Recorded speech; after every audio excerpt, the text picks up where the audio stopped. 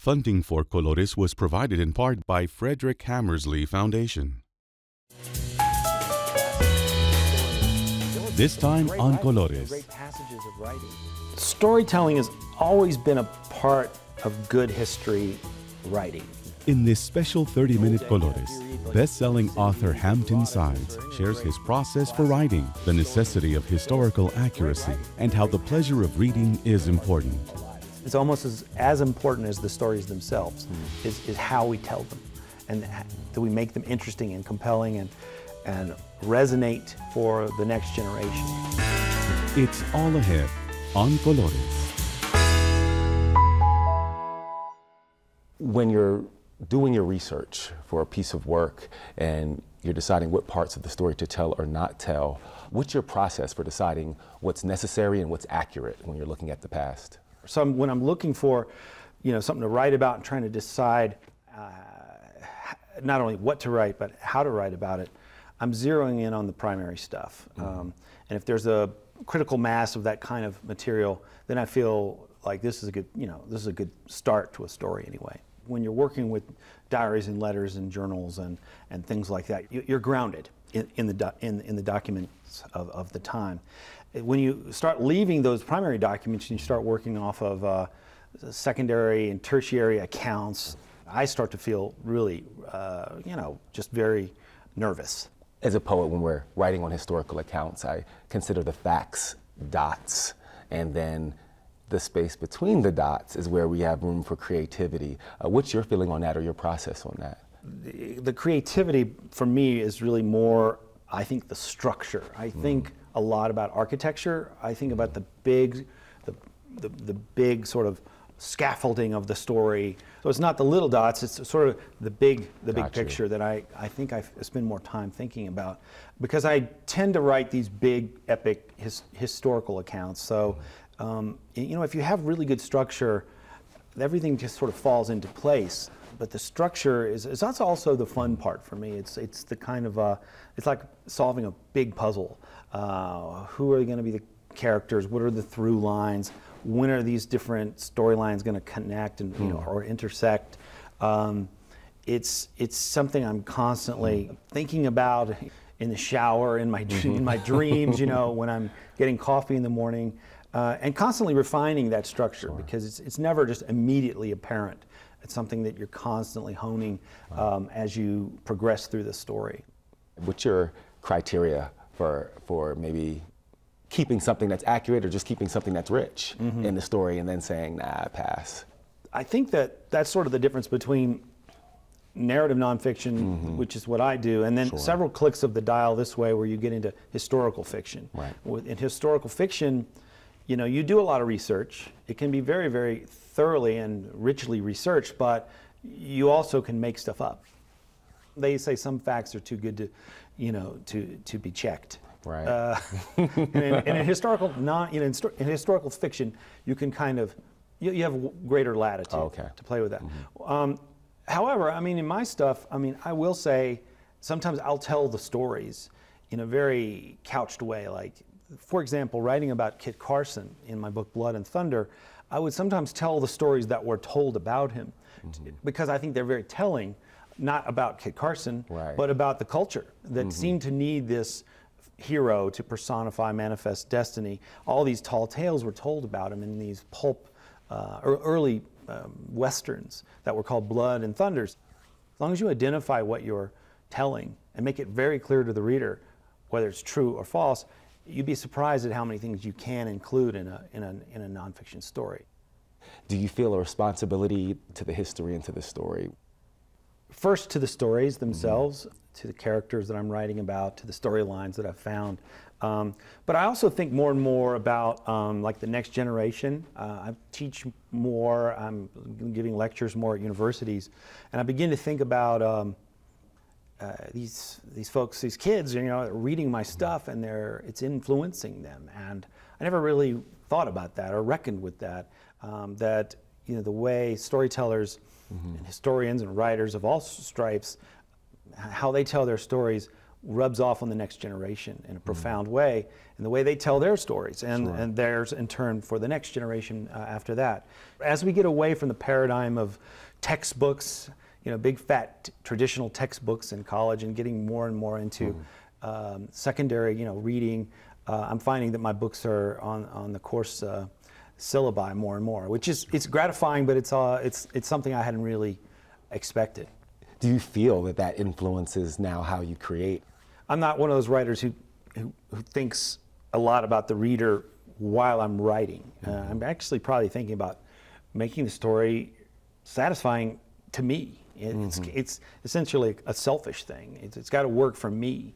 Right. But then when I'm done with it, I start talking about the book, and I realize people are actually reading this thing, and it's just very interesting and gratifying to go out on these book tours and to watch communication come full circle and realize that there is this huge audience of people out there that reads and cares about these stories, not only the stories themselves, but how they're crafted, how they're told. Why, I guess the question is, narrative nonfiction as an effective vehicle for what you're trying to do as far as being a historian? Storytelling has always been a part of good history writing. In the old day, if you read like Thucydides or Herodotus or any of the great, classic historians, there was great writing. There were great passages of writing. There was an attempt on the part of the author to just tell a good story and to have the story have a satisfying shape and arc and, voice and sensibility. There was attention being paid to the writing as opposed to just getting the facts down. And I do feel like that somewhere along the way, academic history kind of got professionalized and turned into a different kind of discipline that doesn't care about writing. In fact, it's hostile to writing. I was a history major. I loved it. I loved history. I still do, always will. But, I don't really remember the word pleasure ever being used to describe what history reading and history writing could be. It was supposed to be deadly dull, extremely serious, very, very, and often very esoteric, because the historians are now writing for each other. They're not writing for the general audience, and a certain contempt for those who do. Like you're just writing for a general audience. Well, that's not history. Right, you've gone pop. It's history light. Right, But in fact, there's a great hunger and a great thirst for these stories, for nonfiction stories from our history, from our past, to be told in a exciting way. It goes way, way back, and it's part of our DNA to essentially sit around the campfire and tell what happened that day, or last week, or last month, and to revisit the great stories of our past, and to reinterpret them for each new generation, I think is also important. There will always be storytellers. This need for understanding and sort of digesting and reinterpreting our history will always be there for each generation. The style in which those stories are told, though, will change, and I don't know what it's going to look like. It's a really interesting time right now, though. We're in the middle of it. It's sort of like the Gutenberg, Bible, or one of those benchmarks of publishing history. We're in the middle of one, and it's the digital age. It's the internet. It's everything is up for grabs, and instead of being scared of it, I think we just have to embrace it and realize that we're witnessing something that is transformative, and we'll look back on it and say this was an interesting period to be alive. Hampton Sides is in the middle of paperwork and reading and research and looking for that kernel, that narrative spark, right? That creative spark that's like, okay, so this is the angle of how I'm going to retell this history. What is that moment like, that moment where you really say, okay, I have a whole bunch of information, but here's a story, and this story kind of hits you and you take off? And can you give some examples of that? Yeah, well, it always starts with people. It starts with a person doing something in a real place, in a real time, which essentially is a scene, and I suppose in a sense, it's for me, it's somewhat cinematic. It's not that I write for the movies. It's that I think I am influenced by a movie culture, which is the one I grew up in. Sure. I think in terms of scenes. I'm not as good, or perhaps I'm just not as interested in developing, let's say, an argument, which is something that I learned to do in my own grounding, as a history major, was to learn how to argue, argue an idea.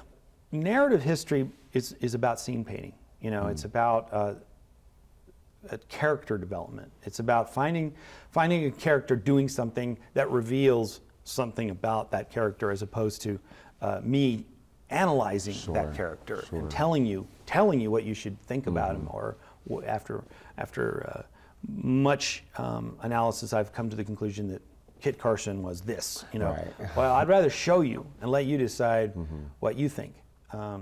Show not tell kind of thing. So, I mean, in specific moments, my new book, it's called In the Kingdom of Ice. It's about the first serious official American attempt on the North Pole in 1879. I start the book out with a scene, which is the moment when the lead character, who eventually becomes the expedition leader, when he first went to the Arctic and first fell in love with the Arctic and kind of came under its spell. It was an earlier trip that he went to Greenland, and gets stuck in the ice, and for most of us, I think that would be the end. We would never want to go back to the Arctic, but this was the beginning for him. He as his wife said, he got the Arctic virus in his blood, and he could not get rid of it. So I just started with a little scene of him falling in love with the Arctic in Greenland, and showing character in a setting is so much more powerful than me just telling you about it. Actually getting those scenes is really hard. I mean, there's a lot of research, there's a lot of thinking. You physically need to go to these places if you can. I went to the Arctic, just to kind of feel what it's like. The place I went to was the Siberian Arctic, but you got to, read a lot more to make that scene work and make it fluid. And that's why I really wince when people say to me, I loved your novel, because it's not a novel. It's I do try consciously to make it read like a novel, but it's every one of those facts was very hard earned and hard won, and little nuggets that were taken out of some obscure book or journal or monograph from the archives. So you say hard won. What is that moment like when you're in the basement of some library and you're like, I got it? Oh, those little details to me are really what make a book. And it is like mining. I call it mining. I don't really, for many years, and maybe I spent 4 years on a book, maybe 3 of those years I'm mining. I'm going into the mines every day and coming out with a little nugget, something, some little fact that's just so great.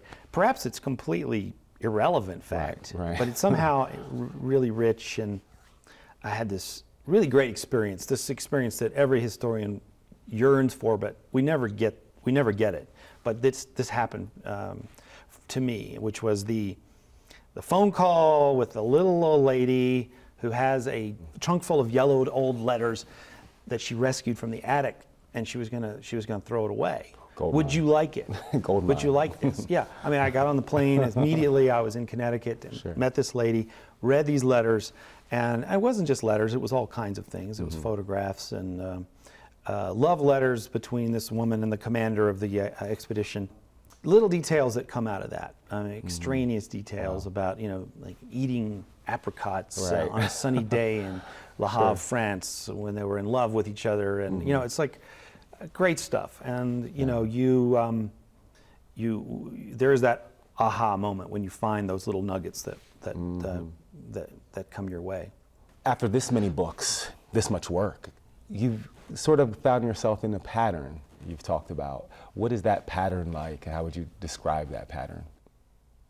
There's a kind of a honeymoon period where the story is new to you, and you're just having fun with it, and you're reading a lot, and traveling to these localities where the story takes place, and learning where all the bodies are buried, and where the documents are, and it's just a lot of fun. That's the fun phase. And then there's this sort of mining phase that I talk about, where you're just you're going in deep, and it's not always fun, but there's always something gratifying that you find some really interesting stuff that comes out of that period.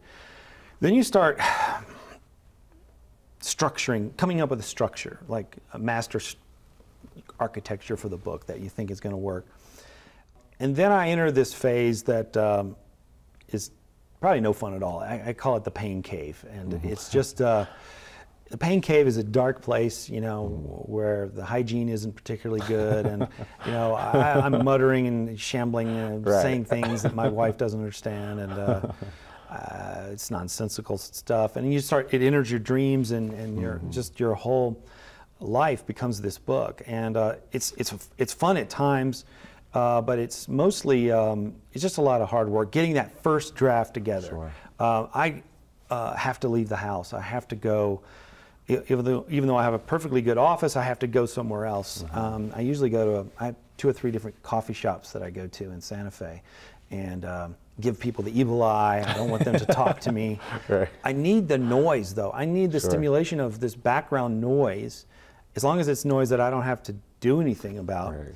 I'll go and put a big divot in the chair I'm sitting in. 14 hours I logged in one consecutive sitting. So after the pain cave, it gets fun again for me, because then it's the polishing and it's the revision, the rewriting. I really enjoy sort of editing myself and honing and perfecting the story, and the revision part is fun.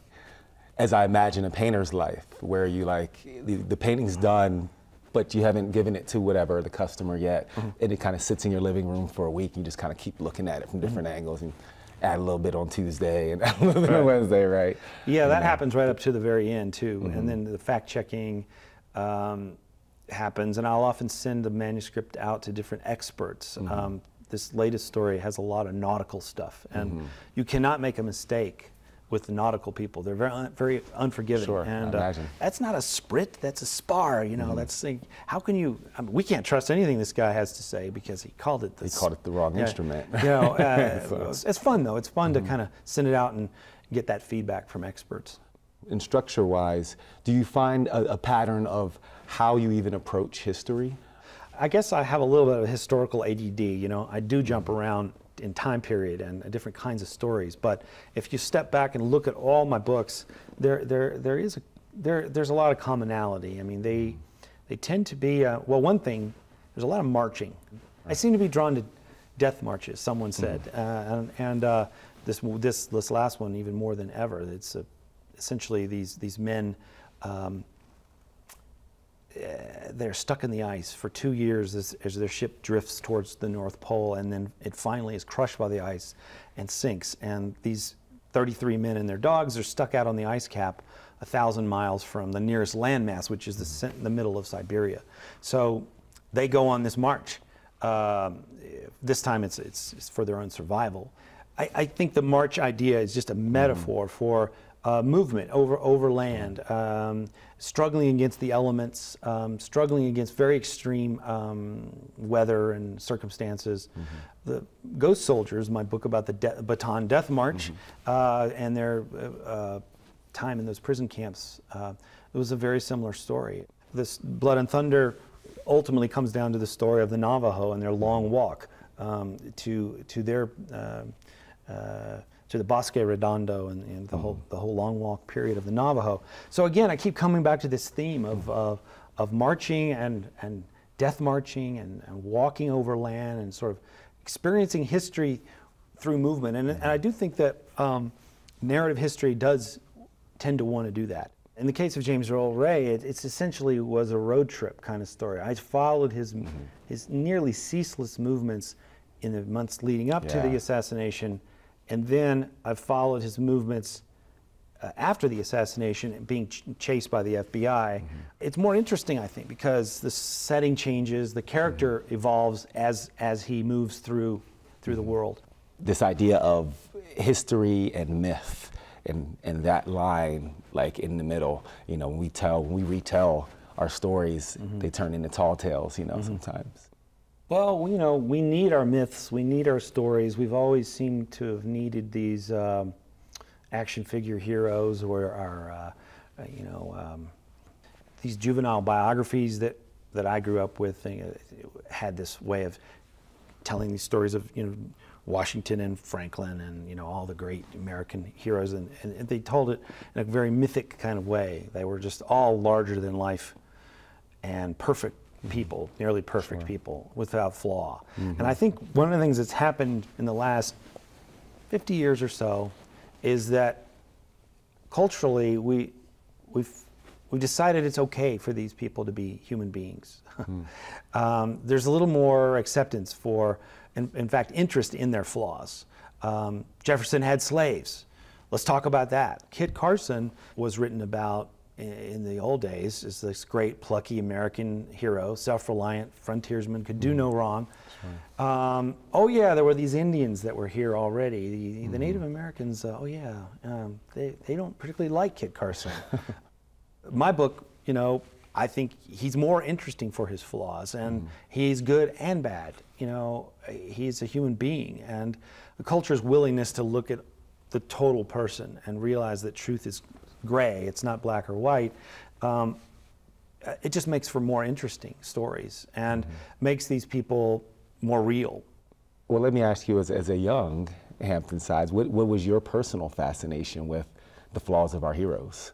But the first writer that I ever met was a Civil War historian, this amazing guy named Shelby Foote, who was a Civil War historian from Memphis. He had this amazing beard, and he smoked a pipe, and, you know, had this amazing Delta accent. And he was a novelist who was writing this giant, something like 6,000-page trilogy of the Civil War, but writing it from a novelist kind of sensibility. But it's not historical fiction. It's history. It's narrative history. The fact that he was in that study working on this thing for 20 years, and that he was interested in character, and he was interested in plot, and he was interested in storytelling, the art of storytelling. Sure.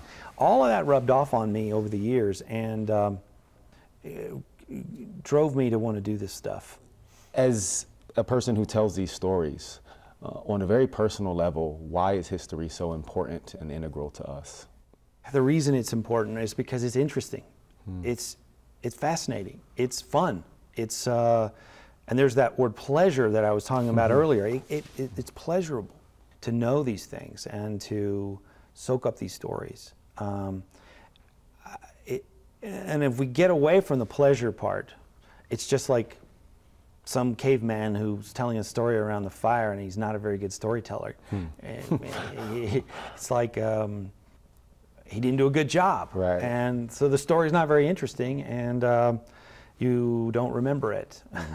It's almost as important as the stories themselves, is how we tell them, and do we make them interesting and compelling and resonate for the next generation. That's the part that I emphasize is the art of the telling itself, which is, you know, it's like the tools of a narrative nonfiction are the same tools that any other writer has in other genres, whether it's screenwriting or poetry or essay writing or fiction. You're dealing with character, you're dealing with scene, and you're dealing with setting, and you're dealing with dialogue. And you're dealing with story arcs, and, you know, all of these classic things all apply to history, you know, which is what we need to do, and this is what the great caveman storytellers around the campfire were doing, you know, and it's as old as that. It goes all the way back to our, you know, it's in our DNA, I think. So we've just got to keep telling these stories and making them interesting for the next generation.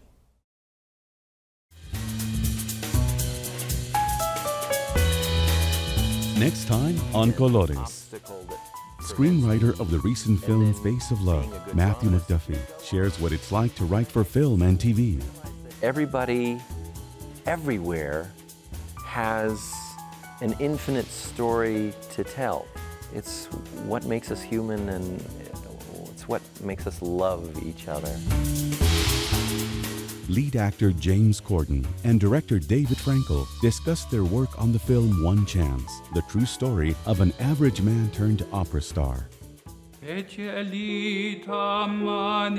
know, this clip, it's just a clip on YouTube, has been watched by 100 million people, and it's unbelievably moving and emotional and poignant and beautiful.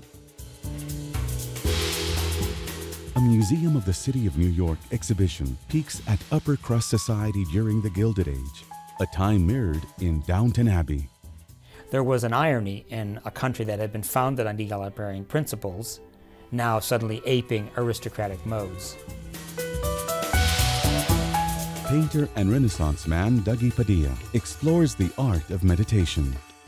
I'm trying to create a place where the soul feels nurtured and where our sense of enchantment comes back into life, so that you walk in, you look at my paintings, you look at the work, you're in this place and you feel that once again that the world is in fact a magical place.